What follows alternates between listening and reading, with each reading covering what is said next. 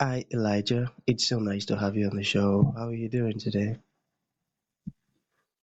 Good. You have a beautiful name, by the way.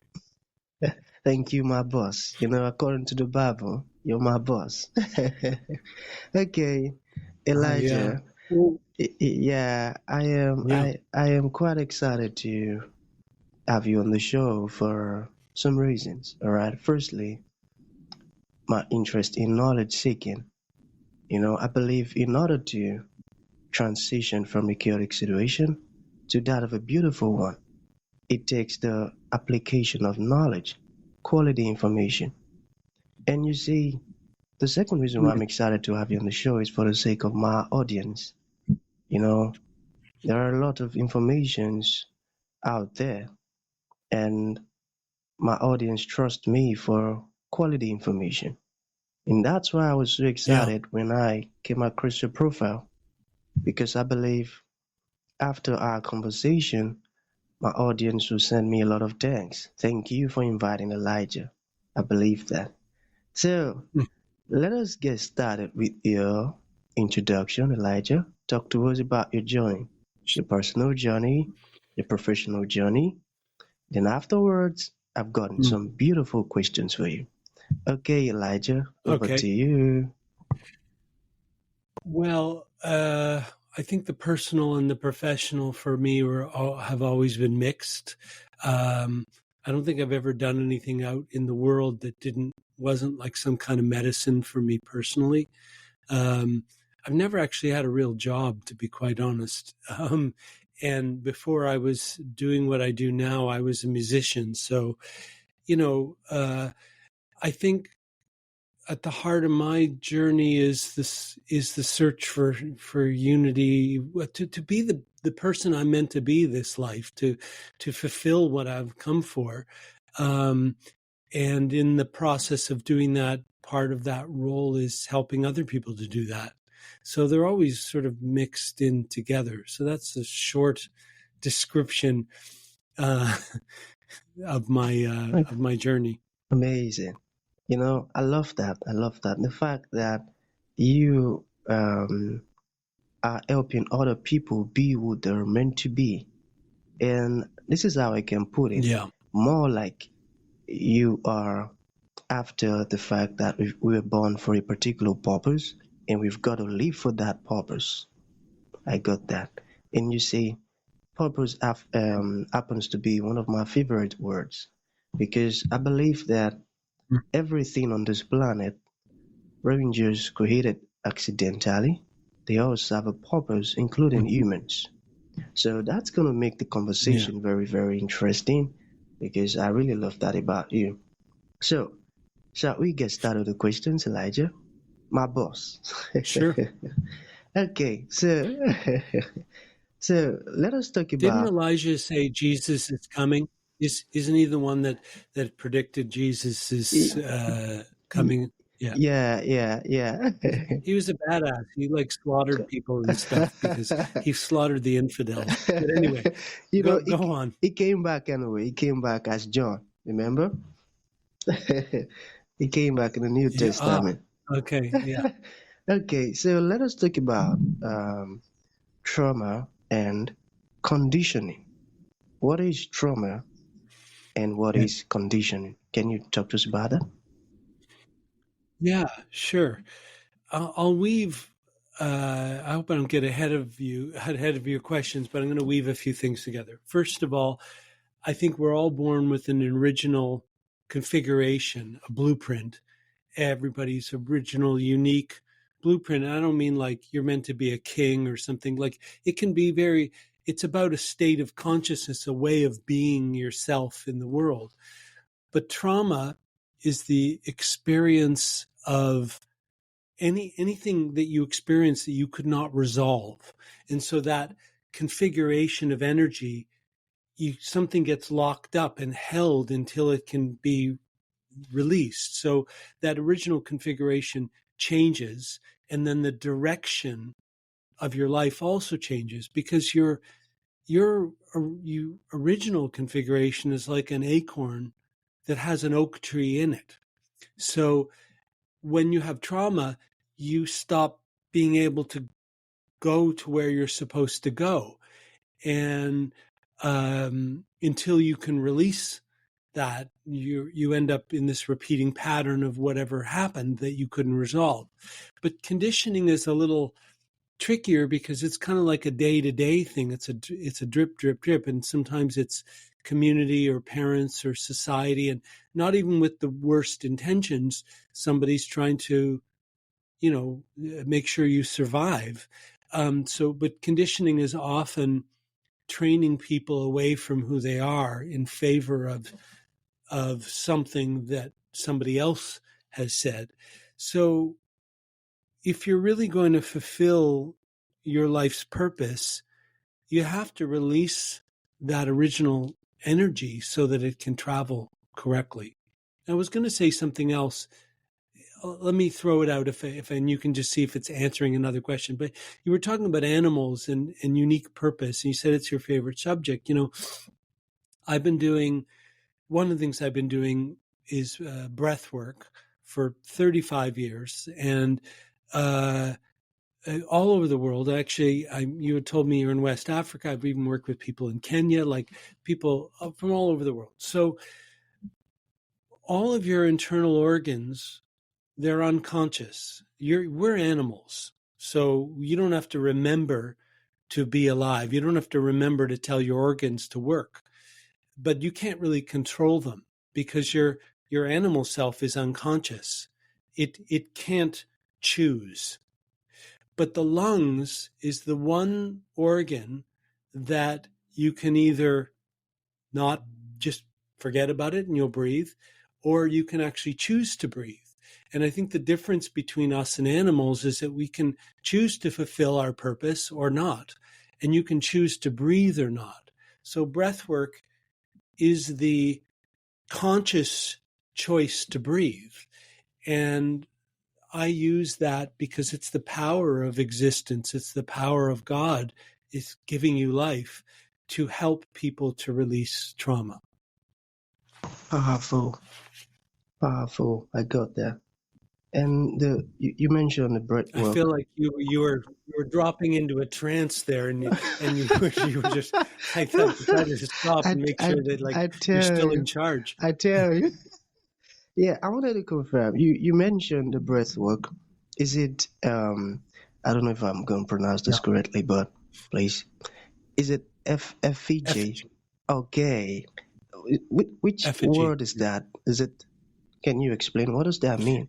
I made I made that word up. I founded it. I did 10 years of breath work, thousands of people, and then I founded this technique. And the idea is, well, in English, an effigy, EFFIGY, is like if it's like a mask that represents something else. You burn an effigy, right? But in Indian tradition, Hindu tradition, the word Ji is like a term of endearment. If you have a teacher, you go say Papaji or Guruji. So I took effigy and spelled a Ji to say like the loving way that we dissolve the masks that we wear. So that's how I came up with the name. Wow, that was a smart one. I love that. Brilliant minds. I got that. Okay, so how is it practiced? You want to practice the breath work now. Yeah. Well, first of all, this particular technique is initially you can't do it. You should not do it on your own because you're taking a journey back into your unconscious where a lot of difficult things have happened. So having a guide is very important. But having said that, you're breathing through your mouth, focused on the inhale in the center of the chest, and I'll demonstrate it to you. If we have the echo canceling on, you might not hear my breathing, but you breathe in really full, like, and then you just let it go. So it's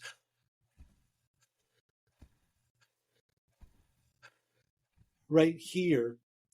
And we do it for 1 hour without stopping. 1 hour. You're laying Whoa. on your back. Yeah, you're laying on your back and and there's a facilitator there. So within 2 minutes, you're in an altered state and you're in another part of your consciousness. And you take this really deep journey. And when you're done, you feel, incredible, exalted, free, connected to spirit. Yeah. Wow, amazing. Okay. You know, I mentioned earlier, I said, I believe that after our conversation, I'm going to get a lot of thanks for bringing you on. And you're proving me right. Because I've been learning some I hope amazing so. stuff from you. Okay, but we still have some questions here, all right? So, Yeah. let us talk about the mind, all right? How does the mind play Yeah. a role in trauma? Can you talk to us about that? Yeah. Uh, well, there's two ways that I would answer this. One is that in most of the cultures around the world, we think of the mind as sort of this one thing, like your thinking, your inner dialogue. So if somebody meditates, you try to watch your breath and not get caught up in the inner dialogue. So when you have trauma, like so your mind, I say in my book, there's four different minds because there's the body mind, right? Like your body has sensations. That's a way of thinking. It's just the way the body thinks. So I say there's four minds, and they all can be trained. But the main mind, the one that we think of in the way as what I'll call the linear mind, the one that sort of strategizes and tries to figure out how to live, you're perceiving all the time, and then you interpret what you perceive. But when you have trauma, your perception your perception changes. You interpret what you see based on what happened in the past, based on those unresolved things. So let's just say I was abandoned as a child. Like, so everything you say, I'm thinking, is he abandoning me? You say, hey, I got to get off Zoom for or whatever we're on, get off for 5 minutes, and I start to think, oh, he's abandoned me. Right? So the nature of the mind is to see things through the lens of trauma. And I think this is why we suffer so much, is because there's so many unresolved things, and we're constantly just sort of seeing life without realizing that we're constructing this story instead of just seeing things for what they are. I got that. I got that. And that's right, because I watched a movie, what you just said now occurred in that movie. And the the wife was having issues with her husband, and that was because of past trauma. The husband said, "Hey babe, um, I'll be returning back home late today, just go to bed without me." And she been thinking, is he heading somewhere else? Oh, the Maybe he's lady, having an affair. affair, exactly, because the past Yeah. relationship, she caught her ex-husband having an affair. So I get it, I get it. And to bring this to an end, Elijah. I think we've Okay, been doing okay, we do this all day long. yeah, Yeah. I tell you, I tell you. So you've talked to us about the importance of breathwork and the Effiji, and I think I'm going to practice that stuff tonight. Then I would have someone, you know. On our website there's a 3-minute video you can practice with me. Oh wow, I love Just that. so just so you know. I love that, but Yeah. that's gonna be tough, man. Yeah. An hour, an hour. No, Okay, the video is only 3 minutes. yeah, okay, And if you really 3 minutes. want to do it, just send me a message and I'll give you a session, my Okay, treat. okay. I think I'll love that because I don't think I can make up an hour, you know? Okay, so to bring this to an end, Elijah, what would you like to leave the audience with, like a final thought? And to those ones who would like to reach out to you, learn more about what you're doing, you said some amazing stuff and it Hmm. resonated and they would love to learn more. How can that be possible?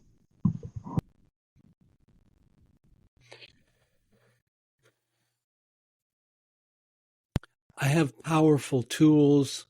I've been practicing and teaching for 35 years, but there's nothing more powerful than the human heart and the human connection between people.